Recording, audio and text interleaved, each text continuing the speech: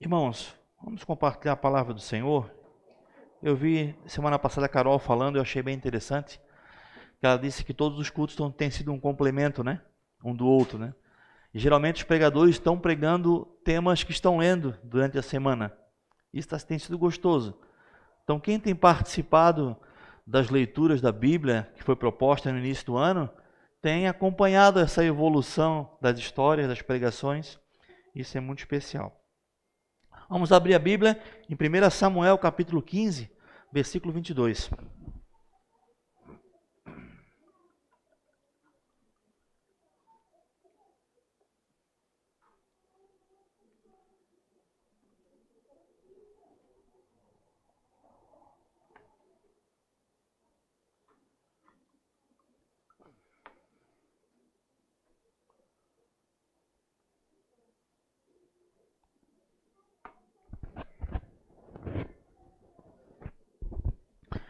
Primeira Samuel 15, versículo 22.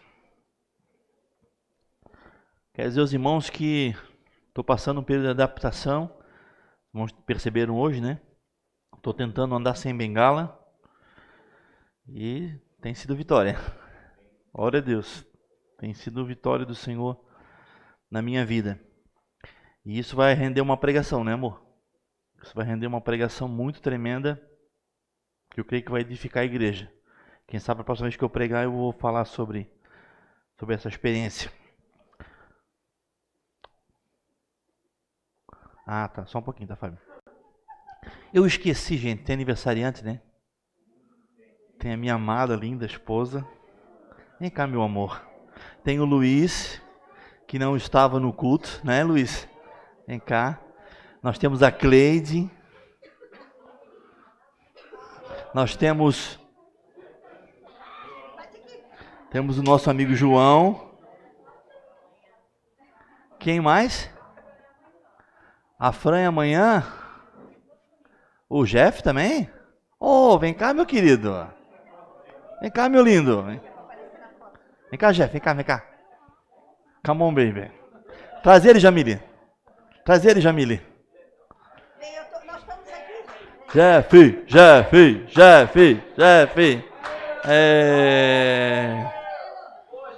Oh, meu querido. Trouxe o papai, né? É isso aí. Mais alguém? A Fran faz amanhã, Fran? Pode ser semana que vem? Ou tu quer vir com essa galera bonita aqui? Então tá bom. Vamos abençoar nossos irmãos? Glória a Deus. Ô Senhor Jesus, quero te agradecer pela vida desses meus amados irmãos, Senhor. Obrigado pelo Jeff, Senhor Deus. Obrigado pelo João, pela Maritza. Deus, pela Cleide, pelo Luiz, Senhor. Que o Senhor venha abençoar a vida deles tremendamente, Senhor. Pedimos saúde, pedimos livramento, pedimos a graça, a bênção do Senhor sobre eles, Senhor. Que o Senhor se revele a cada dia, que eles possam ter experiências contigo, crescer na fé, Senhor Deus. Ser edificados a cada dia na Tua palavra, Senhor. Nós abençoamos esses amados irmãos, em nome de Jesus. Amém. Parabéns pra você, nessa data querida, muita felicidade, oh Jesus em sua vida. Deus abençoe. Oh, glória. João. O Luiz agora é 60, né, Luiz? É isso aí.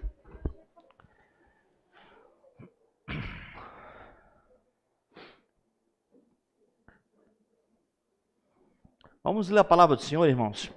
1 Samuel 15, 22. Samuel, porém, respondeu: acaso tem o Senhor tanto prazer em holocaustos e em sacrifícios, quanto a que se obedeça a sua palavra? A obediência é melhor do que o sacrifício, e a submissão é melhor do que a gordura de carneiros. Pois a rebeldia é como o pecado da feitiçaria, e a arrogância como o mal da idolatria. Assim como você rejeitou a palavra do Senhor ele rejeitou como rei. Vamos orar ao Senhor, queridos? Pedir que essa palavra fale com nossas vidas. Senhor, nós queremos te apresentar à igreja, Pai, nessa noite. No nome de Jesus, que o Senhor venha ministrar, que o Senhor venha falar com cada um aqui. Nós clamamos, Senhor Deus, que o Senhor venha abrir, Senhor Deus, os olhos pela Tua palavra, que a igreja possa entender aquilo que o Senhor quer falar e quer ministrar essa noite, em nome de Jesus. Amém. Quem já conhece essa história, leu recentemente, sabe que essa é uma história muito marcante na história de Israel.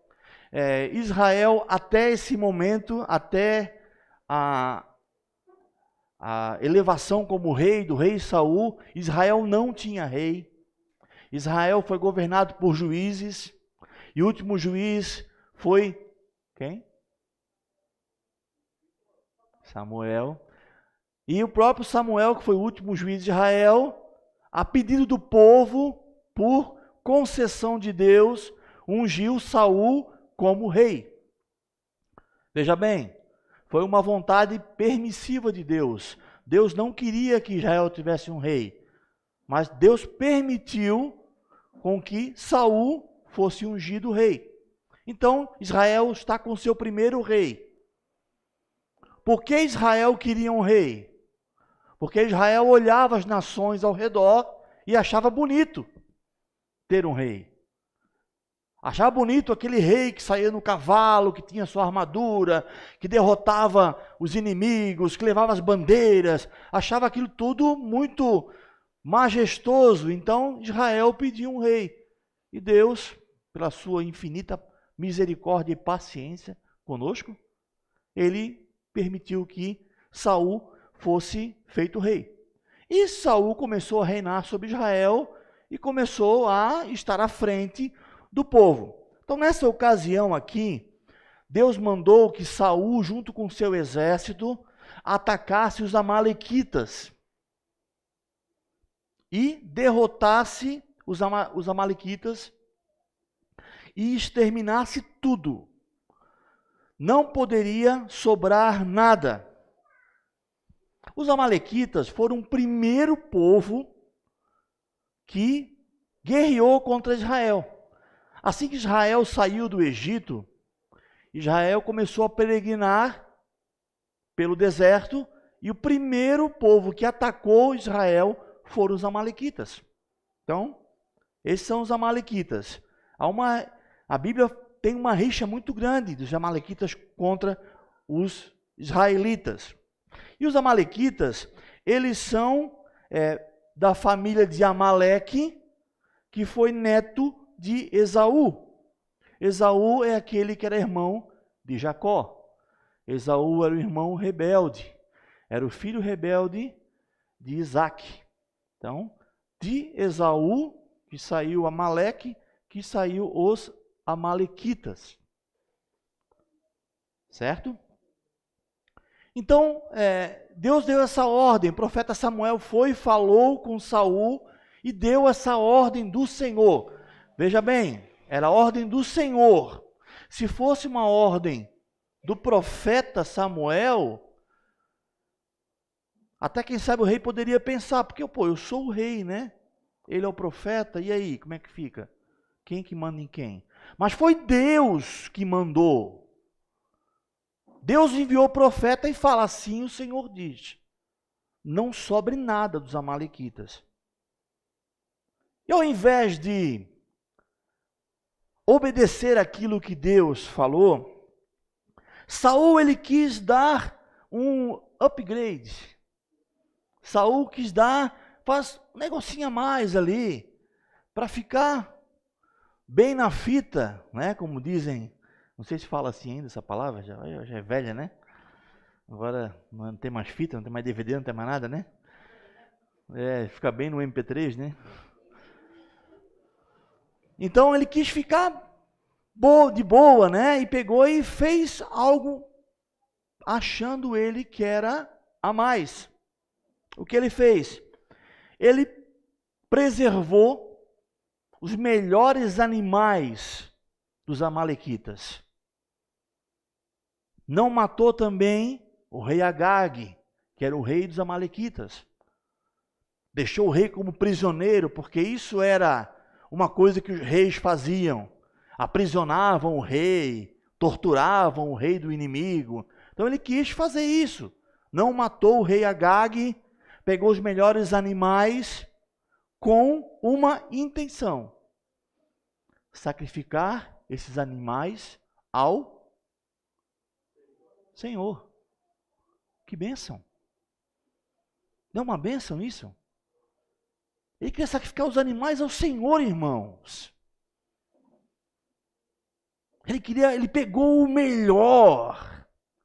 Ele pegou o melhor que tinha ali para sacrificar ao Senhor. Que coisa maravilhosa. Louvável. Quem sabe as pessoas do exército de Saul pensaram, né? Esse rei é um rei muito fervoroso de espírito. Um rei que teme ao Senhor, que pensa no culto ao Senhor, porque ele separou o melhor animal, os melhores animais para o sacrifício. Porém, não foi aquilo que Deus mandou fazer. Embora sacrificar naquele tempo era algo que agradasse ao Senhor, não foi aquilo que Deus tinha pedido.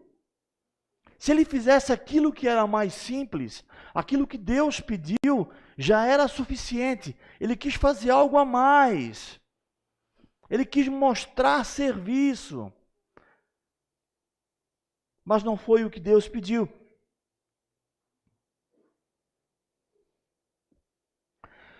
A nossa devoção a Deus, irmãos, ela nunca estará ligada àquilo que nós fazemos para Ele, mas sim o quanto obedecemos a Ele. Não pensamos nós que o excesso do nosso serviço, o excesso do nosso fazer, vai agradar a Deus mais ou menos. O que nos torna mais próximos de Deus, o que nos dá mais intimidade com Deus, é o quanto nós obedecemos a Deus. O fazer para Deus é importantíssimo, mas ele é uma consequência da obediência. Fazer para Deus é uma consequência da obediência. Nós, comumente, irmãos, nós agimos como o rei Saul.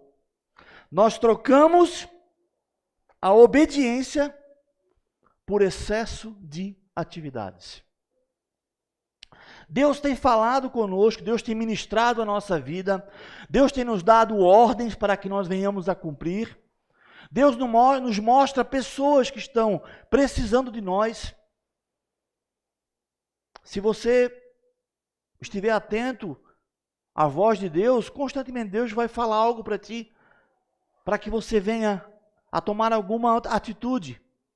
Só que nós às vezes negligenciamos a voz de Deus e nos enchemos de afazeres, de atividades e negligenciamos aquilo que Deus pediu. Às vezes Deus não queria que fizéssemos tantas coisas, mas enchemos de coisas, fizemos muitas coisas, mas não fizemos aquilo que Deus pediu. E aquilo que Deus pede é mais importante. Aquilo que é o básico do cristianismo, a obediência, é o mais importante. Deus nos pede que oremos, porque orar é muito importante, nós não oramos. Deus nos pede que tenhamos um encontro com a palavra verdadeira, mas não temos um encontro com a palavra verdadeira, mas nos enchemos de milhões de outras coisas. Trabalhar para Deus é muito importante, mas a obediência, aquilo que o Senhor quer falar, está falando, é muito mais importante do que fazer coisas para Deus.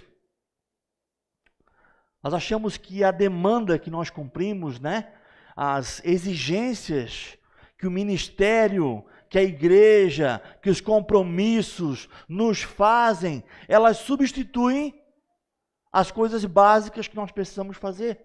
Isso não é verdade, irmãos. Aquilo que é importante continua sendo importante. E ponto final. Nós temos que pensar naquilo que é importante e aquilo que é urgente. Às vezes nós fizemos aquilo que é urgente e não fizemos aquilo que é importante. Ontem eu falhei. Até os irmãos que estão no meu grupo eu compartilhei ali.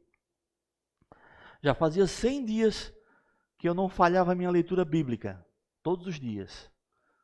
E aí nosso aplicativo ali, quem lê no aplicativo YouVersion, tem ali a perseverança, né? Eu já estava com 100 e poucos dias de perseverança.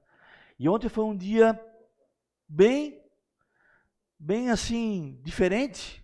Fizemos algumas coisas que não costumamos fazer no sábado. E quando eu fui lembrar de ler a Bíblia, quando eu olhei era 00:01. Aí eu olhei, minha perseverança estava 1.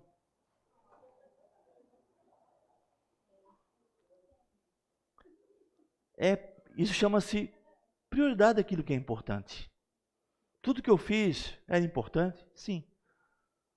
Acabei lendo a Bíblia, perdi a perseverança, mas tudo bem, não faz mal. O importante é que eu li a Bíblia, né? Mas aquilo, às vezes, na nossa vida, acontece se eu for deixando aquilo para depois e o depois não acontece.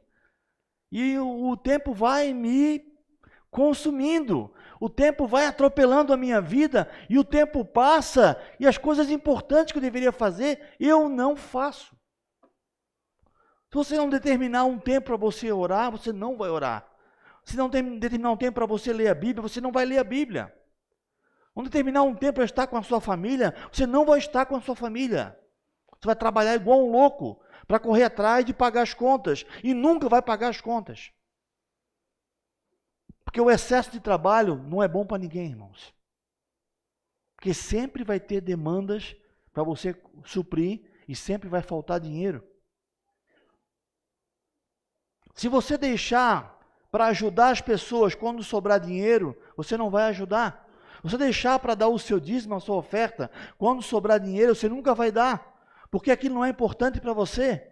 Ajudar as pessoas não é importante para você. E nada vai acontecer diferente. E sempre vai ser uma corrida contra a máquina. Sempre o tempo vai passar e você não vai mudar isso. Nós precisamos mudar de atitudes. Obediência. Aquilo que Deus nos manda fazer é a coisa mais importante. Uma vida frenética não nos aproxima de Deus. Isso não significa que devemos ir para o outro extremo, né? Agora eu vou parar de fazer tudo o que eu faço, vou só obedecer a Deus. Não é por aí, porque quando a gente obedece a Deus, Deus nos manda fazer as coisas. É um caminho inverso disso. Quanto mais eu me entrego à palavra, quanto mais eu me entrego a buscar ao Senhor, mais o meu coração é incendiado pelo desejo de fazer algo para Ele, e aquilo me impulsiona a pregar o Evangelho, a fazer a obra do Senhor. Eu não consigo ficar contido, eu tenho que expressar aquilo que eu sinto às pessoas. É natural. É natural, mas eu preciso estar cheio de Deus. Eu não posso dar para as pessoas aquilo que eu não tenho. Eu tenho que dar aquilo que eu sou cheio. Eu tenho que estar cheio de Deus para dar Deus para as pessoas. Professores que ministram com crianças na EBIA, vocês têm que estar cheios da palavra de Deus para encher as crianças com a palavra de Deus. Se você pegar na Bíblia só para preparar o culto infantil, você não vai estar cheio de Deus. Para servir a Deus, irmãos, precisamos ter intimidade com Deus, buscar a Deus, obedecer a Deus. Para sermos crentes de verdade. Não pense que essa palavra é só para quem serve na igreja, obreiro, não. Para sermos crentes de verdade. Não, eu sou crente, eu sirvo a Deus. Eu preciso obedecer a Deus. A obediência é maior que o sacrifício. Por muitos anos e ainda nos tempos atuais, as pessoas pensam que o sacrifício, ele é o auge do cristianismo. Na Idade Média, isso era muito forte na igreja, onde as pessoas vendiam, elas compravam a sua salvação, elas, através das indulgências, elas pediam pela salvação dos seus parentes, ofertando, ajudando a igreja na época, né? Gente, não é por atitudes, não é pelo sacrifício, não é subindo uma escada de joelho, não é carregando uma cruz, não é mutilando o seu corpo, como muitos fazem, pagando promessas, que vamos alcançar um favor de Deus. Deus não pede o sacrifício. Não esse tipo de sacrifício. Ele pede a nossa renúncia, mas isso é uma outra história. Não vou chegar ainda nisso aí. Mas ele não pede que você se mutile, que você se desgaste, mas que você obedeça. Abraão, ele foi considerado o pai da fé. O que Abraão fez? Cara, ele obedeceu. Ele saiu da terra dele para uma terra que o Senhor ia mostrar. Deus não passou o link do Google para ele, Maps, para ele achar o lugar. Ele foi andando e Deus foi falando com ele. Deus pediu o filho dele para sacrificar. E o que ele fez? Ele levou o filho para sacrificar. Ele obedeceu. Ele obedeceu à vontade de Deus, à voz de Deus. Embora aquilo fosse uma provação, Deus realmente não deixou que ele matasse o seu filho, mas aquilo foi uma prova de fé, e ele simplesmente obedeceu aquilo que Deus mandou fazer, irmãos. Nós vemos a história de Naamã, aquele general que era leproso, que ele chegou até o profeta do Senhor, porque disseram que o profeta do Senhor poderia curá-lo, e ele chegou achando que o profeta ia mandar ele fazer uma coisa difícil. Ah, tu quer ser curado? Então dá tantos valores em ouro, faz isso, faz aquilo. Aí o profeta falou, vai e mergulha no Jordão 7 vezes. Algo simples. E até para ele algo meio nojento, entendeu? É como se a gente falasse assim, vai tomar banho na praia mais suja de Itajaí, onde tem um esgoto desembocando, e o cara mora em Bombinhas, né?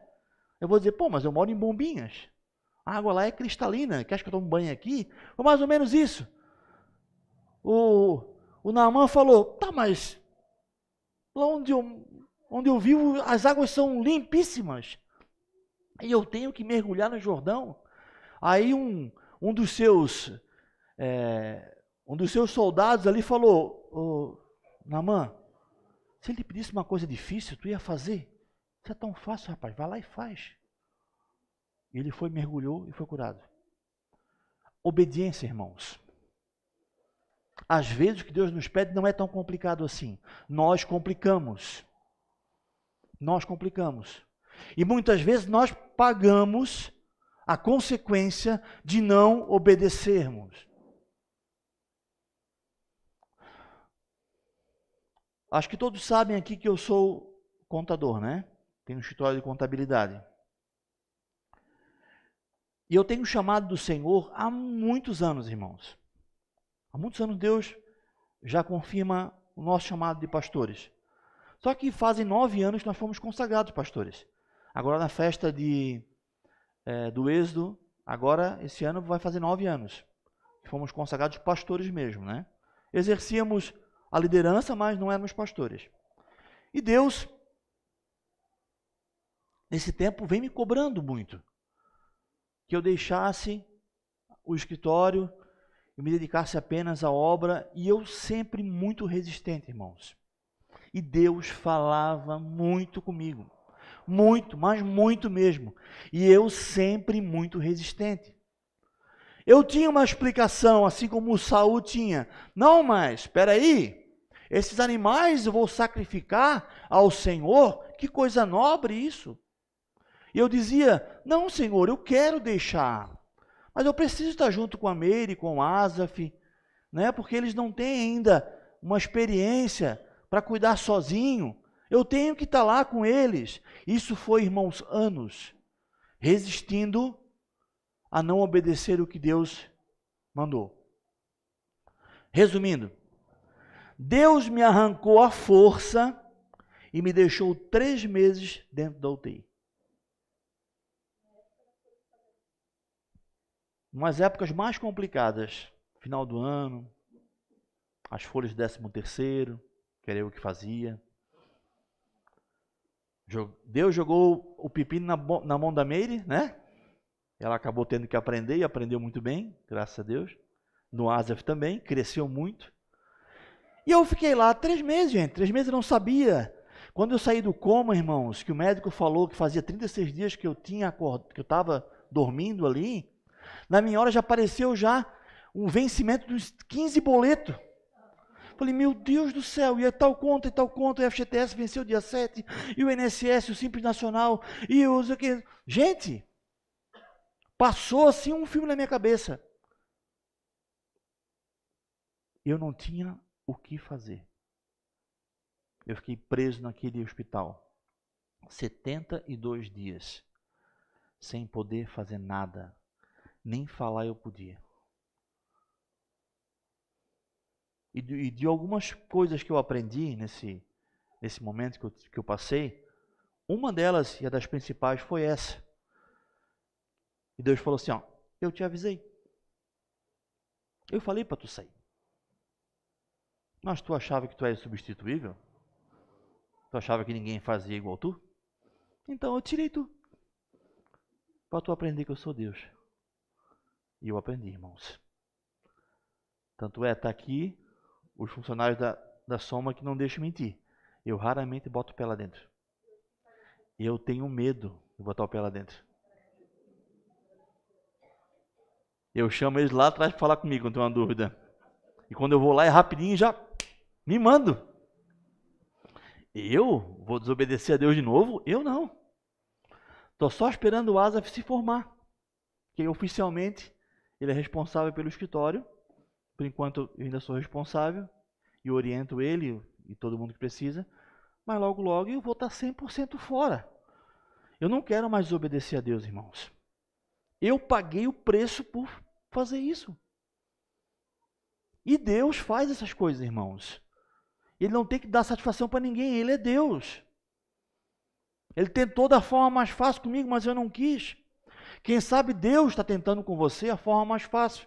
Irmão, o conselho que eu te dou, obedece, querido. Que a forma difícil dói tanto. Se Deus está te cobrando algumas coisas, faz. Você é resistente à palavra de Deus.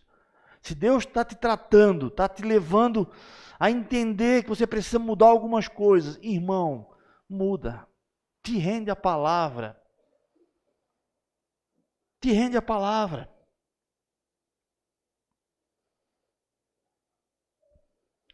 Nós vemos aqui que o sacrifício na época de Saul era algo importante, muito importante.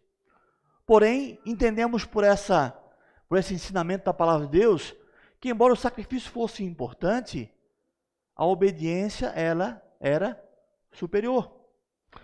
Na nova aliança hoje, em Cristo Jesus, o tempo da graça revelada de Cristo, onde as práticas da antiga aliança, sacrifícios, hoje não têm mais validade, eles foram apenas sombra daquilo que nos foi revelada, que é a graça em Cristo. Então hoje não há mais sacrifícios. Os sacrifícios eram um ensinamento para que nós aprendêssemos sobre o sacrifício verdadeiro. Certo? Hoje o sacrifício, ele é a nossa própria vida. Entregue, é o sacrifício de Cristo por nós, mas também o nosso sacrifício. Hoje ele entende-se por uma vida de adoração. Ele se entende por uma vida de renúncia, mediante uma transformação no nosso modo de pensar pela palavra de Deus. Romanos 12:1 diz assim, vamos abrir. Portanto, irmãos, rogo-vos pelas misericórdias de Deus, que se ofereçam em sacrifício vivo, santo e agradável a Deus. Este é o vosso culto racional. E não vos amoldeis ao padrão deste mundo, mas transformai-vos pela renovação da vossa mente, para que sejais capazes de experimentar e provar a boa, agradável e perfeita vontade de Deus. Assim como cada um de nós tem um corpo com muitos membros. Aí segue a leitura.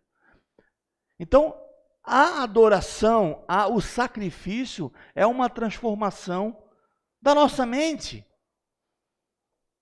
É a gente não se moldar a esse mundo, é a renúncia. Não existe amor a Deus sem obediência. Não existe obediência sem compromisso com a Bíblia.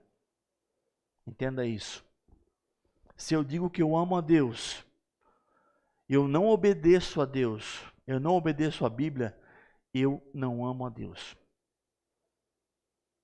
Isso é forte, né, irmãos? Mas é verdade.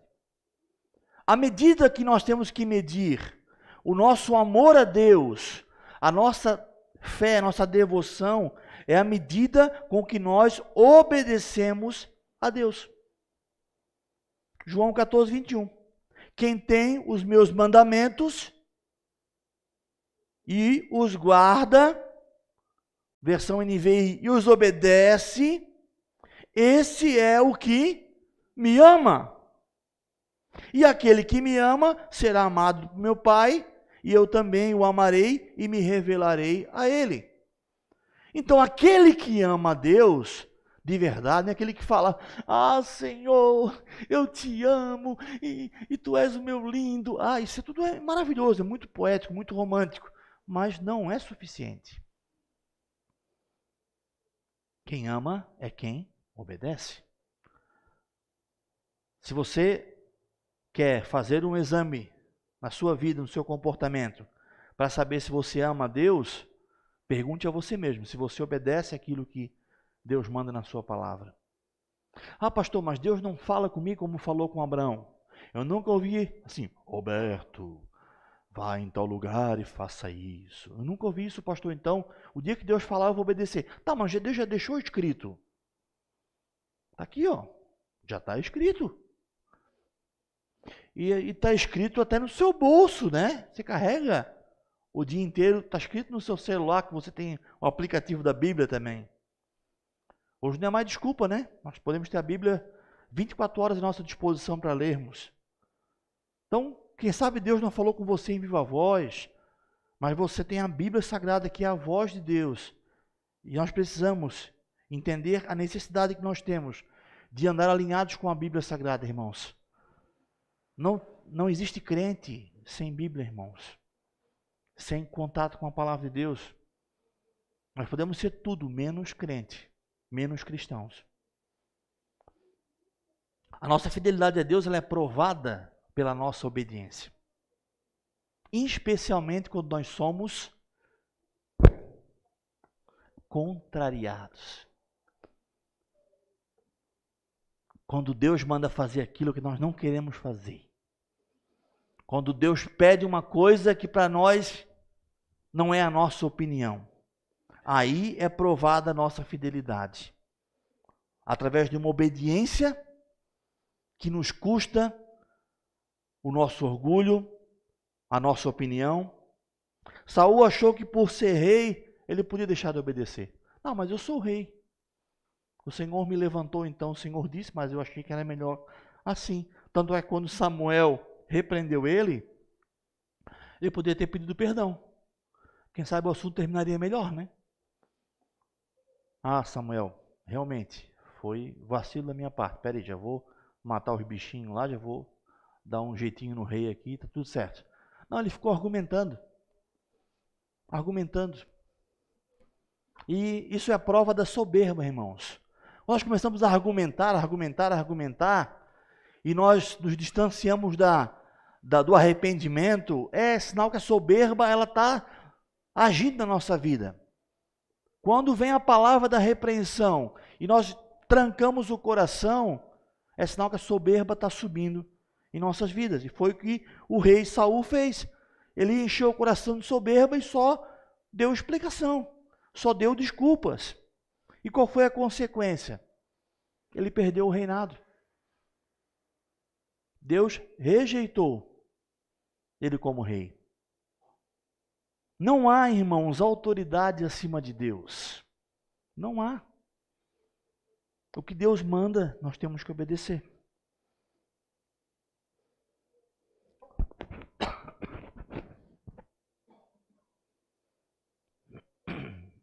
Outro exemplo, irmãos, que a gente vê na palavra é o jovem rico. O jovem rico, ele foi até Jesus e ele queria saber como ele faria para entrar no reino dos céus. Jesus expôs para ele o que tinha que ser feito e ele disse a Jesus: tudo isso eu tenho obedecido. O que me falta ainda? Mas quando Jesus pediu aquilo que custava para ele, aquilo que era o ponto do orgulho dele, que eram as suas riquezas, a isso ele não obedeceu. O que nós podemos entender com isso? Muitas vezes, nós entramos no modo automático da religião. E essa é uma palavra bem na modinha no meio da igreja hoje, né? O religioso. Então, todo mundo que faz alguma coisa que o outro não gosta, o outro fala que é religioso, né? Então, a gente perde até a noção do que é certo e errado nisso aí, né? Mas a religiosidade é essa forma de servir a Deus através da meritocracia, o mérito daquilo que eu faço, a minha religiosidade no sentido de guardar alguns mandamentos, alguns costumes. Então aqui, esse jovem, ele era um religioso. Religioso não é só pessoa velha, né? Ele era um religioso porque ele guardava os mandamentos. Estava no modo automático. Sábado, sexta-feira, 6 da tarde, ele já parava tudo. E ele guardava aquilo, as leis lá que os sacerdotes, doutores da lei, publicavam, né, fora da Bíblia. Ele fazia tudo certinho. Modo automático. Às vezes temos um modo automático. Nós não falhamos em nada daquilo que é normal, aquilo que é social, aquilo que todo mundo vê. Mas aquilo que Deus nos pede, a gente é resistente. Aquilo que sai fora da curva, que o nosso Deus é um Deus que ele sai fora da curva. Ele não age como a gente pensa. Deus, ele não é provável, ele é sempre improvável, sempre. Deus, ele não age da mesma forma. Deus não usa padrões, o diabo usa padrões. Você vê. E as pessoas caem sempre nos mesmos padrões. Mas Deus não. Deus, ele é improvável. Ele age na vida de uma pessoa de uma forma, na outra de outra. Com ele trata de uma forma, ou ele trata de outra. Não é porque ele ama mais, não. Mas ele é improvável. E o nosso erro, como seres humanos, pecadores, mortais que nós somos, é pegar Deus e colocar Deus dentro de uma forma, de um formato. Não, Deus opera assim. O culto tem que começar com 3 hinos, e aí o pastor vai lá, canta o parabéns, e aí vem a oferta, e o pastor prega, e 9h30 tem que acabar o culto. Porque se acabar 9h35, já fico todo me coçando na cadeira, porque é assim, o meu formato é assim. E Deus opera assim. Se aparecer alguém que receber uma oração no final do culto, pastor, que ore por ele depois, que eu quero ir embora. Deus na minha vida age assim. Não estou dando desculpa para ser irresponsável e terminar o culto meia-noite, não é isso. Mas às vezes a gente bota tanto Deus num formato que a gente já vem para o culto pensando no almoço do meio-dia que estava gostoso, que vai comer depois. Eu tenho que me policiar, porque minha esposa e minha filha cozinham muito bem.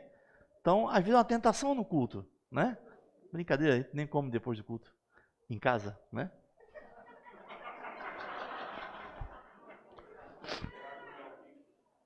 Mas eu não fico pensando na salada depois. A gente vem para o culto, às vezes, pensando depois, onde é que a gente vai, será, né? Vamos sair, vamos fazer isso, fazer aquilo. E você veio para o culto e você não aproveitou nada, porque estava pensando naquilo que ia acontecer depois. E ai do pastor se atrasar o culto. Irmão, Deus, ele não age assim. Deus age diferente. Nós temos que nadar, nós temos que surfar na onda de Cristo. Onde Jesus mandar o vento, nós temos que voar, gente. Ele falou para Nicodemos, o vento sopra onde quer. Mas você não sabe de onde vem nem para onde vai. Assim acontece com aquele que é nascido do Espírito. Que coisa mais louca que o vento? O vento não fica mandando, dando recado. Ele vai por onde ele quiser. E Deus tem que ser assim na nossa vida, irmãos. Ele tem que ter essa liberdade de fazer o que Ele quiser em nós. Nós precisamos ser obedientes à voz de Deus. Porque quando nós resistimos à voz de Deus, nós endurecemos o coração e o coração fica soberbo. Tiago 4, versículo 6. Mas Ele nos concede graça maior, pois diz a Escritura, Deus se opõe aos soberbos, mas concede graça aos humildes. Irmãos, Deus rejeita os soberbos. E entenda uma coisa, soberbo não é só aquele que não conhece a Deus. Soberbo é aquele que acha que está com tudo. Acha que é o dono da razão. Acha que nunca está errado. Deus, ele não tem parte com esse tipo de comportamento. Deus, ele, não quero nem papo contigo. Isso é muito forte, irmãos. E Jesus, ele é o nosso maior exemplo em tudo. Inclusive na obediência. Quem lembra Filipenses 2, 5 a 7 de cor? Ou a 8? Que pode levantar e falar bem bonito. De sorte que haja em vós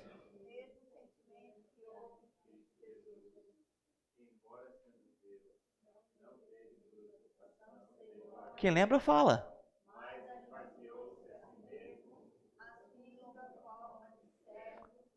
Fazendo-se.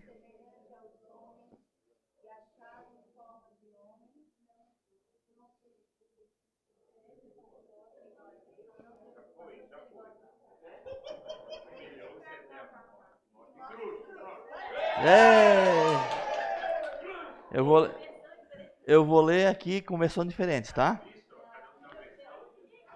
Seja a atitude de vocês a mesma de Cristo Jesus, que embora sendo Deus, não considerou que ser igual a Deus era algo que devia apegar-se, mas esvaziou-se a si mesmo, vindo a ser servo, tornando-se semelhante aos homens.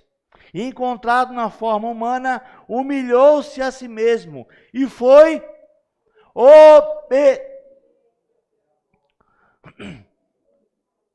obediente até a morte, e morte de cruz.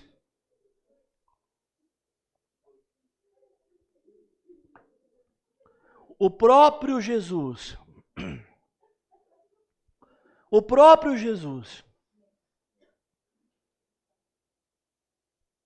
dono de toda glória, digno de toda glória, com a plenitude, esvaziou-se para obedecer. E o texto diz, de sorte que haja em vós o mesmo sentimento que houve em Cristo. Deus nos pede que nós nos esvaziamos, irmãos. Que nós deixamos de lado o nosso orgulho, os nossos conceitos e sejamos servos e obedientes. O próprio Jesus demonstrou obediência até o final, até a morte em cruz. Precisamos se humilhar diante de Deus, reconhecer as nossas falhas, reconhecer que nós precisamos da sua graça, do seu perdão, do seu amor. Nós precisamos reconhecer que nós não somos nada. Irmão, você não é nada, eu não sou nada, eu preciso de Deus na minha vida. Tiago 4,8, aproximem-se de Deus, e ele se aproximará de vocês. Pecadores, limpem as mãos, e vocês que têm mente dividida, purifiquem o coração. Entristeçam-se, lamentem e chorem.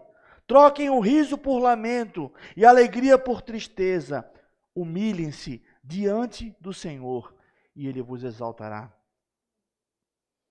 Vamos clamar ao Espírito Santo, irmãos. Quando o nosso coração está soberbo, nós fechamos o coração para o operar do Espírito Santo. E o Espírito Santo é aquele que nos revela, é aquele que nos mostra o nosso pecado. Irmãos, sem o Espírito Santo nós não somos nada. Há um tempo de graça, e esse tempo de graça vai se encerrar com o arrebatamento da igreja. Mas nesse tempo de graça, há um paráclito atuando na terra, e esse paráclito chama o Espírito Santo. Jesus foi ao Pai e deixou o Espírito Santo. E disse que esse Espírito Santo convenceria os nossos pecados. Então não tem como você ser convencido dos seus pecados se não for pelo Espírito Santo. Pode ser o melhor pregador, quem tenha mais domínio da Bíblia. Se você não abrir o teu coração ao Espírito Santo, nada na sua vida vai acontecer. A soberba vai reinar dentro do seu coração e você vai ficar resistente à voz de Deus. Abra o seu coração, Espírito Santo. Abra o seu coração. Aí no seu lugar onde você está mesmo. Se o Leandro puder me ajudar no teclado, Leandro, por favor. Abra o seu coração e te renda ao Senhor nesse momento. Faça a tua oração. Eu sei que esse tema da ministração é um tema muito forte. Muitos são resistentes à obediência a Deus, à obediência a autoridades. Quem sabe algumas pessoas foram muito tocadas e se identificaram com aquilo que foi falado. Mas essa noite não foi noite de acusação, embora aconteceram algumas repreensões, mas noite de conserto. E Deus quer, pelo Espírito Santo, ministrar na tua vida nessa noite. Mas depende de você abrir o seu coração e você deixar que o Senhor te toque. Deus está aqui nesse lugar. E Ele quer operar na sua vida. Ele quer tocar em você nessa noite. Ele quer quebrar o seu coração. Esse coração de pedra. Esse coração duro. Assim como diz o profeta Jeremias. E colocar em você um novo coração. Abra o teu coração ao Espírito Santo.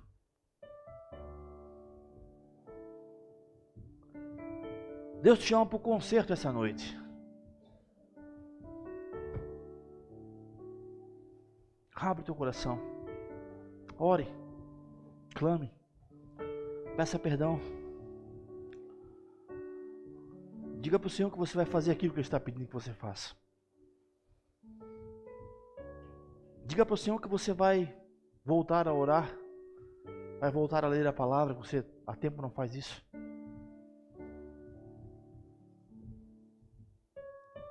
Diga para o Senhor que você vai ser fiel naquilo que Ele te pedir. E vai botar em prática aquilo que Ele já está te pedindo. Não tem sentido, irmãos, nós dizermos que somos filhos de Deus, somos cristãos, e não obedecemos aquilo que Cristo disse. Não faz sentido. Precisamos ter um encontro verdadeiro com o Espírito Santo. Ele está aqui essa noite. O Espírito do Senhor está aqui essa noite. Sinta o toque do Espírito Santo. Seja cheio do Espírito Santo. Receba a cura do Senhor, receba o toque do Senhor, receba o renovo do Senhor. Seja cheio do Espírito Santo. Receba os dons do Senhor para fazer a obra dele.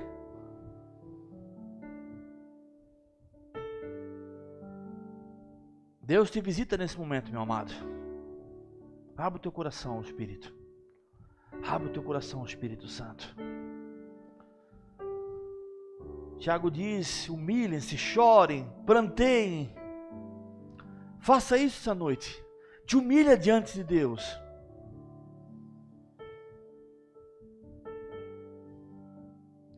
Senhor, eu oro nessa noite pela tua igreja, Senhor. Que mediante essa palavra, Senhor, onde fomos corrigidos, Senhor, onde fomos aperfeiçoados, que o teu novo venha sobre nós. Que a vida da igreja seja nova a partir de hoje, Senhor. Que essa igreja comece, Senhor Deus, a fazer como em Atos 2. Sair pelas circunvizinhanças, pregando aquilo que estão vivendo.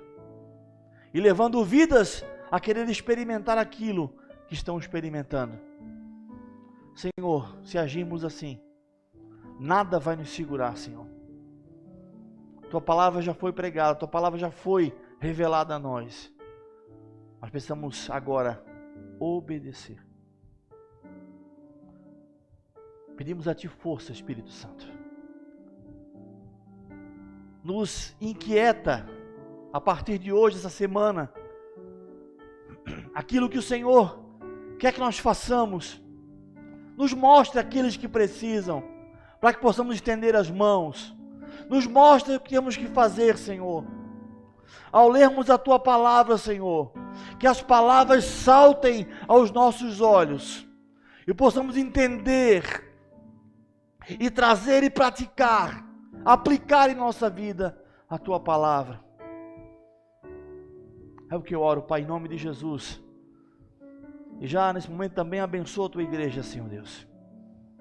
Que a semana que se inicia amanhã, Senhor, nós possamos estar na tua presença, em oração, em clamor, em fidelidade à tua palavra, Senhor.